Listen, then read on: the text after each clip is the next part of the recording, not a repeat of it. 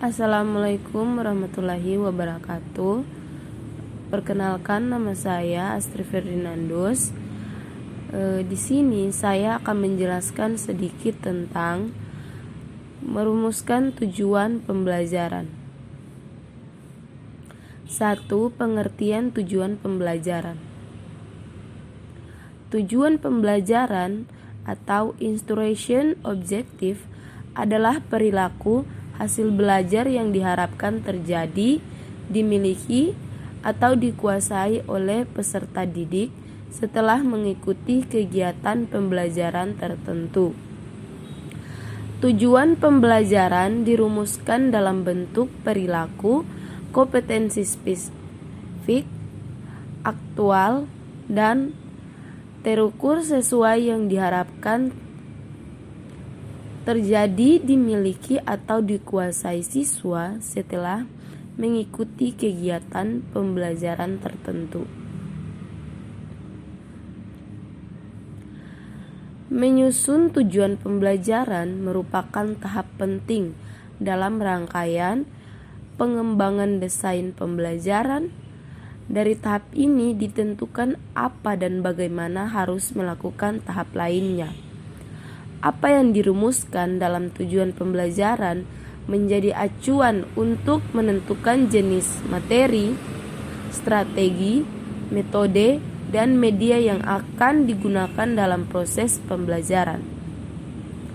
Tanpa tujuan yang jelas, pembelajaran akan menjadi kegiatan tanpa arah, tanpa fokus, dan menjadi tidak efektif. 2. Fungsi dan manfaat perumusan tujuan pembelajaran.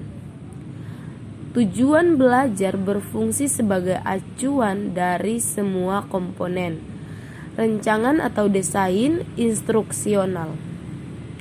Oleh karena itu, tujuan belajar harus dirumuskan secara tepat, jitu, sesuai dengan tingkah laku atau kemampuan aktual yang harus dimiliki oleh siswa setelah selesai belajar sebagai suatu kebulatan atau kompetensi. Berikut struktur perumusan tujuan belajar. Itu ada TP, itu tujuan pembelajaran, MB materi belajar, KB kegiatan belajar, EHB evaluasi hasil belajar, dan MMSB atau metode, media, dan sarana pembelajaran. Adapun manfaat yang dapat diperoleh dari perumusan tujuan pembelajaran, yaitu 1. Menentukan tujuan proses pembelajaran, 2. Menentukan persyaratan awal pembelajaran, 3. Merencanakan strategi pembelajaran, 4. Memiliki media pembelajaran, menyusun instrumen evaluasi pembelajaran, 6. Melakukan tindakan perbaikan pembelajaran.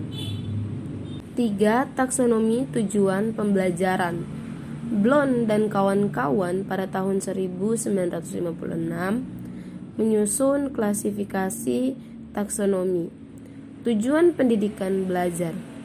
Menurut mereka, tujuan pendidikan belajar dibagi menjadi 3 ranah, yaitu ranah kognitif, afektif, dan psikomotor.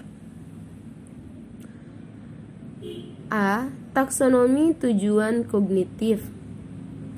Kawasan kognitif meliputi tujuan pendidikan yang berkenan dengan ingatan atau pengenalan terhadap pengetahuan dan pengembangan kemampuan intelektual dan keterampilan berpikir.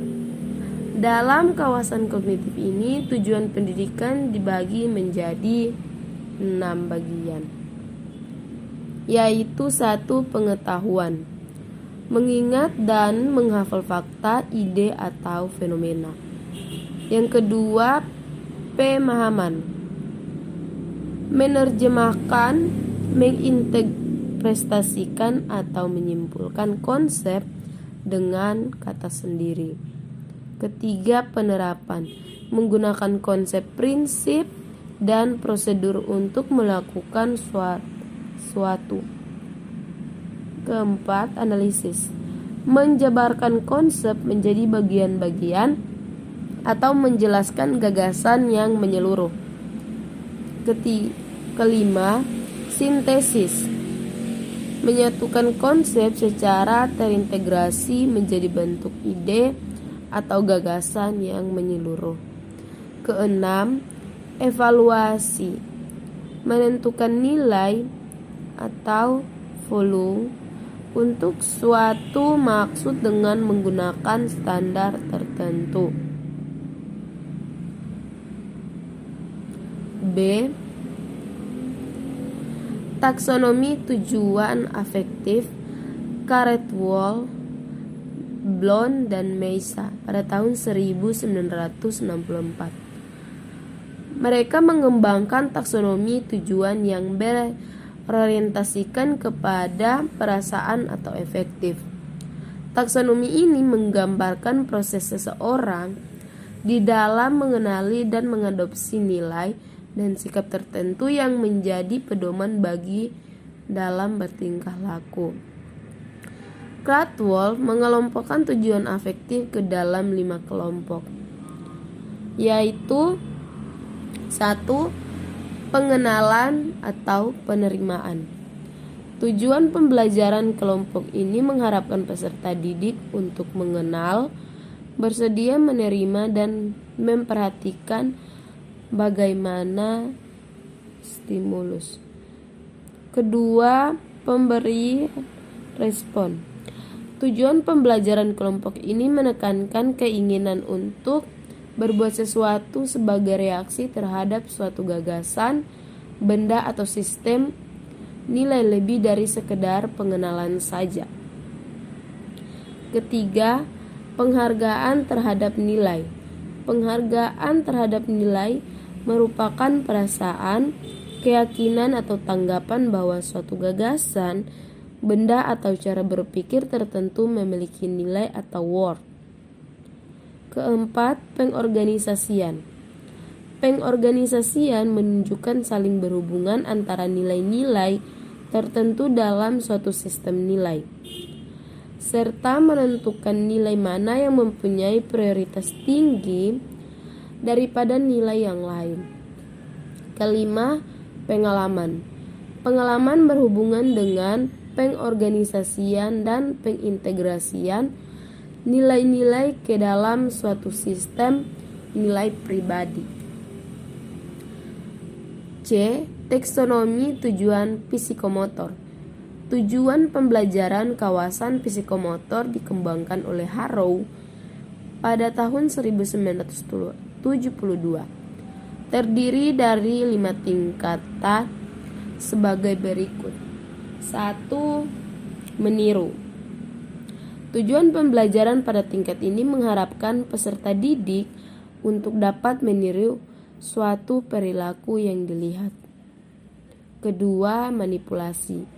Pada tingkat ini peserta didik diharapkan untuk melakukan suatu perilaku tanpa bantuan visual sebagai perilaku pada tingkat meniru. Ketiga, ketetapan gerakan.